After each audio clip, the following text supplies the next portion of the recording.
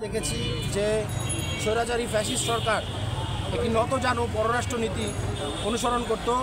এবং ভারতের যত জুলুম অত্যাচার সেগুলোর বিরুদ্ধে কোনো কথাই বলতো না। পূর্ববর্তীতে আমরা দেখেছি ভারতে বাবরি মসজিদ ভাঙা হয়েছে,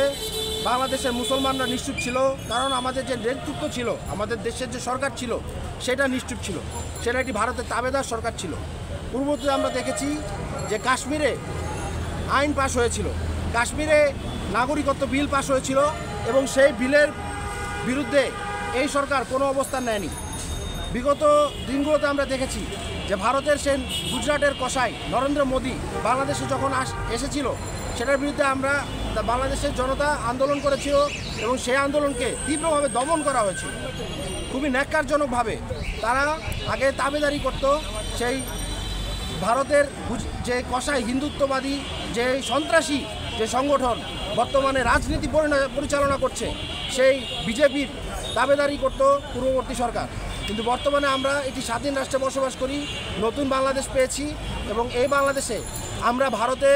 ঘটে যাওয়া আমাদের মুসলিম ভাই বোনদের উপর যে অত্যাচার নির্যাতন জুলুম চলছে, যে স্টিম রোলার চালিয়ে যাচ্ছে, সেটার বিরুদ্ধে আমরা শক্ত অবস্থান নিতে যাচ্ছি এবং প্রয়োজনে সেটার বিচার আমরা করব। আজকে আমরা দেখতে পাচ্ছি যে এখানে ওয়াকফ আইন পাশ করা হয়েছে। এর আগে একটি মসজিদ ভাঙা হয়েছিল, যে বাবরি মসজিদ, এবং আরও অন্যান্য মসজিদের উপর হামলা হয়েছিল। এখন এই ওয়াকফ আইনের মাধ্যমে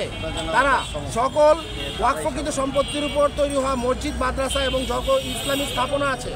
এতিমখানা রয়েছে, যে মুসলমানদের যেই ঠিকানাগুলো রয়েছে সেগুলোর উপর হামলা করার একটি পায়তারা তারা করছে এবং খুব শক্তভাবে তারা মুসলমানদের উপর হামলে পড়েছে। আজকে আমরা ফিলিস্তিনের নির্যাতিত নিপীড়িত মুসলমানদের পক্ষে দাঁড়াচ্ছি, কিন্তু আমাদের ঘরের দুই পাশে যে ভারতে যে মুসলমান, যে পৃথিবীর দ্বিতীয় সর্ববৃহৎ মুসলিম জনসংখ্যার একটি দেশ, সেই দেশে মুসলমানদের উপর হওয়া অত্যাচারের প্রতিবাদ জানানোর দায়িত্ব প্রথম দায়িত্ব পড়ে আমাদের বাঙালি মুসলমানদের উপর।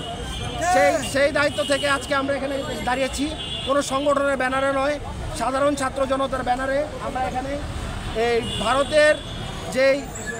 ওয়াকফ আইন হয়েছে সেই ওয়াকফ আইনের বিরুদ্ধে আমরা প্রতিবাদ জানিয়ে এবং পররাষ্ট্র মন্ত্রণালয়কে একটি বিবৃতি জানিয়ে এবং সতর্কতামূলক এবং তাদেরকে সতর্ক করে, ভারতকে সতর্ক করে যে এই রকম মুসলিম বিদ্বেষী আইন যেন ভারত না করে এবং ভারতে যে মুসলিম সংখ্যালঘুদের উপর যে হামলা হচ্ছে সেই হামলার বিরুদ্ধে শক্ত অবস্থান নিয়ে